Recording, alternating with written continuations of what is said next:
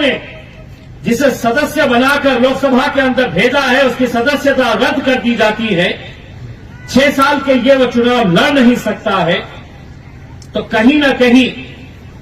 हम सबको इसके ऊपर सोचने की जरूरत है। क्या इस तरह की भाषा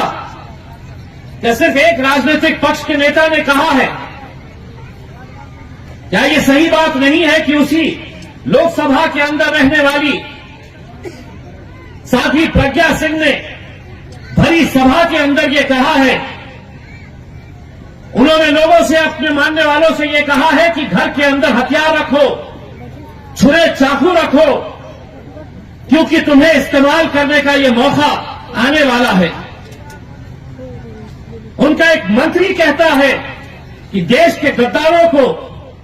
गोली मारो सालों को, ये भाषा का इस्तेमाल होता है और कोई भी इसके ऊपर हम विरोध करेंगे, क्योंकि हमें किसी एक राजनीतिक पक्ष को नहीं बचाना है, बल्कि इस देश के संविधान को बचाने का वक्त आया है। जिस संविधान के बारे में खुलेआम ये कहा जा रहा है कि अब इसको बदलने का वक्त आया है। 2024 के अंदर मुझे मालूम है, अगर गलती से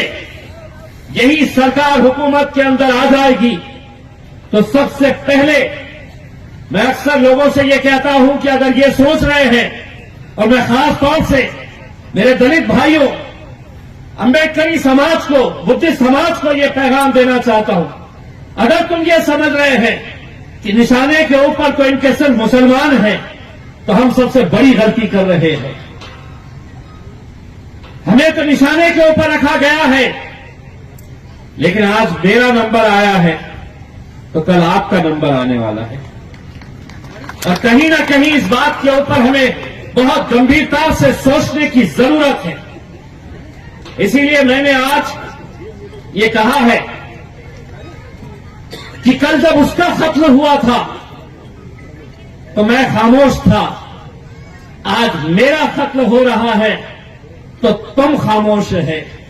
हो सकता है कि आज मेरा नंबर आया है, कल तुम्हारा भी नंबर आ सकता है। आज यहां पर यह आप लोगों का सौभाग्य है कि यहां पर समाज के धर्मगुरु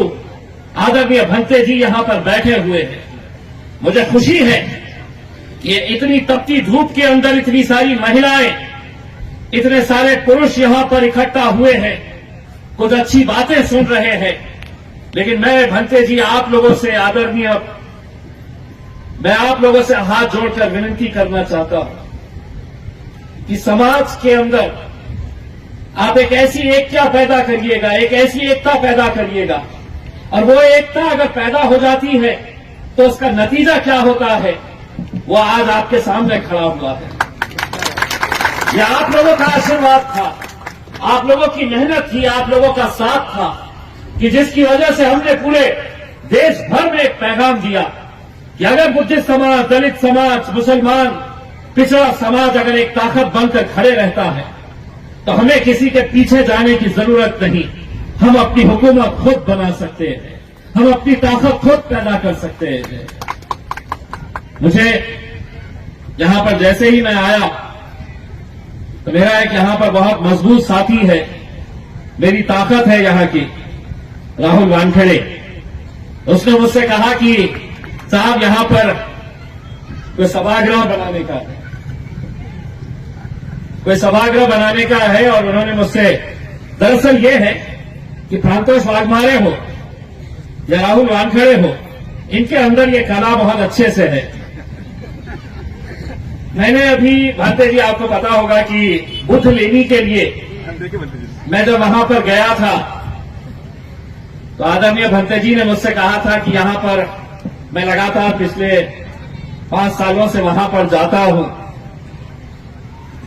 धम्मचक्र प्रवर्तन दिन के मौके के ऊपर। उन्होंने मुझसे कहा कि यहां का हमको ब्यूटीफाई करना है, आप 10 लाख रुपये दे दीजिएगा। मैंने दूसरे ही दिन बुलाया और इन्हें मेरे ऑफिस के अंदर 10 लाख रुपए का चेक दे दिया। 10 लाख रुपए का पत्र देकर वो काम करना की शुरुआत हुई तो प्रांतोष ने मुझे वहां पर फिर से लेके गया कि बोले साहब आपका सत्कार करना है कि आपने पैसा दिए है करके, और धीरे से भंते जी के कान में बोल दिया कि 10 लाख नहीं और 10 लाख मांगिए।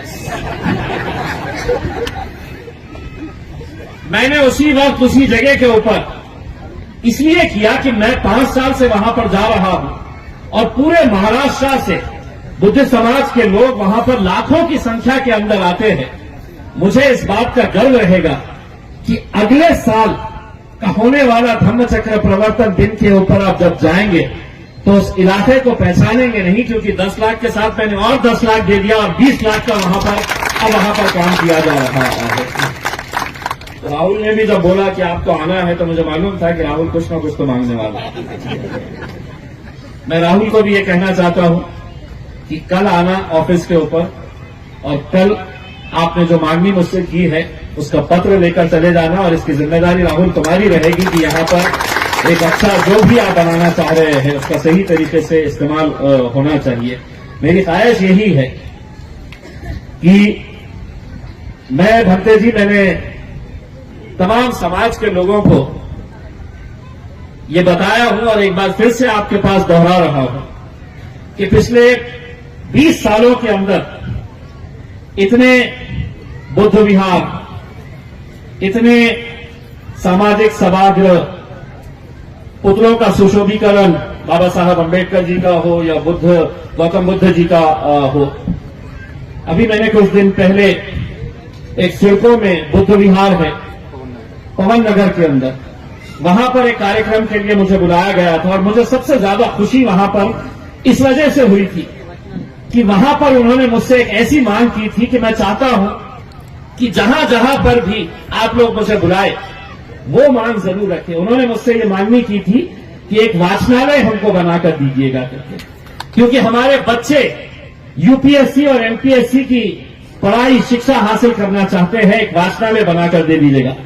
पवन नगर के अंदर जाइएगा, एक बहुत ही खूबसूरत वाचनालय वहां पर बन चुका है। आपके आशीर्वाद और आप लोगों की मौजूदगी के अंदर उसका उद्घाटन हम कुछ दिनों के अंदर करने के लिए जाएंगे। तो हमें खुशी इस बात की है कि मैं 20 सालों के अंदर इतने सारे काम नहीं हुए होंगे। मैं जिस समाज का ऋणी हूं और जिस समाज का जिंदगी भर एहसानमंद हूं कि आपकी वजह से आज आपकी आवाज बनकर मैं दिल्ली के अंदर लड़ता हूं, तो मैं आपका कर्जदार हूं और उसका कर्ज अदा करने के लिए मैं मेरा 5 साल का जब टर्म खत्म होगा तो मैं आपको लिखित के अंदर दूंगा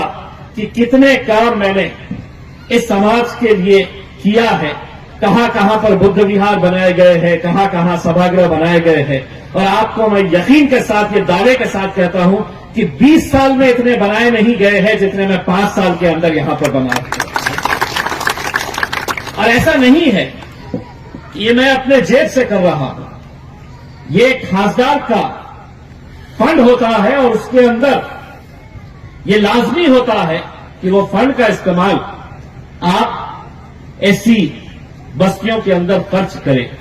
किसी भी तरह से आप खर्च कर सकते हैं। मैं पूरा का पूरा जितना फंड है पूरी ईमानदारी के साथ लगाता हूं, खर्च करता हूं। अभी रास्ते में आते वक्त मैं प्रांतों से पूछ रहा था कि उसका काम कहां तक चल रहा है। उसने मुझे यकीन दिलाया है कि आप खुद देखेंगे तो पहचानेंगे नहीं। मुझे मालूम है आप लोग भी वहां पर जाते हैं बुद्ध लेनी के उसमें, आप नेक्स्ट टाइम जाएंगे तो इतना तो मुझे यकीन है कि आप मुझे जरूर आशीर्वाद देंगे कि आपके आशीर्वाद से जिसने आज दिल्ली का रास्ता देखा है, दिल्ली के पार्लियामेंट के अंदर जाकर बैठ रहा है, लड़ रहा है, ये सब आप ही लोगों की वजह से हो रहा है। इसलिए मैं आप लोगों का तहे दिल से शुक्रिया अदा करना चाहता हूं और ये कहना चाहता हूं कि हम सबको इस देश के अंदर जो भी गलत हो रहा है उसके खिलाफ लड़ने की जरूरत है। उसके खिलाफ आवाज उठाकर पूरी बुलंद आवाज के साथ लड़ने की जरूरत है, क्योंकि हम जिसे मानते हैं, गौतम बुद्ध हो या बाबा साहब अंबेडकर, अगर उनकी सीख के हिसाब से अगर हम लड़ना छोड़ देंगे तो हम समझ लीजिएगा अपने समाज के साथ हम धोखा करेंगे। इसलिए हम सबको आज जो भी इस देश के अंदर गलत हो रहा है उसके खिलाफ एक ताकत बनकर खड़े रहने की जरूरत है, लड़ने की जरूरत है। आप लोगों ने मुझे यहां पर बुलाया, मुझे दोबारा दिल्ली जाना है, कुछ हिसाब चुकता करने हैं, वहां पर भी आपकी आवाज लेकर जानी है, लड़ना है। इसीलिए मैं आप लोगों का तहे दिल से शुक्रिया अदा करता हूं। आदरणीय भंते जी, आपने मुझे यहां पर बुलाकर जो मुझे सम्मान दिया है, आप लोगों का आशीर्वाद हमेशा मेरे साथ रहा है और मैं उम्मीद करता हूं आगे भी इसी तरह का आशीर्वाद, आपका प्यार मेरे साथ रहेगा।